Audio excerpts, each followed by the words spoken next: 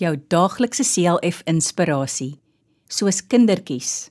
En wie soos 'n kindjie in my naam ontvang, ontvang my. Matteus 18 vers 5. Die disippels het op 'n keer vir Jesus gevra, wie die belangrikste in die koninkryk van God is. Jesus het 'n kindjie tussen hulle laat staan en gesê dat elkeen wat homself so gering ag, soos 'n kindjie, is belangrik in die koninkryk van die hemel. Jesus het daarmee bedoel, dat ons nie moet dink dat ons belangrik is nie. Ons weet dat 'n klein kindjie maar net ontvang en eenvoudig glo wat aan hom vertel word. So moet ek en jy ook wees, nederig en klein voor God. Ons moet soos 'n kindjie aanvaar wat ons lees in die Bybel. Ons hoef nie baie vrae te vra oor hoe en waarom God dinge in die wêreld laat gebeur nie. Glo net soos 'n kind, en God sal vir ons eendag in die hemel alles verduidelik. Kom ons bid saam. Here, help my om elke dag op U te vertrou soos 'n kindjie. Amen.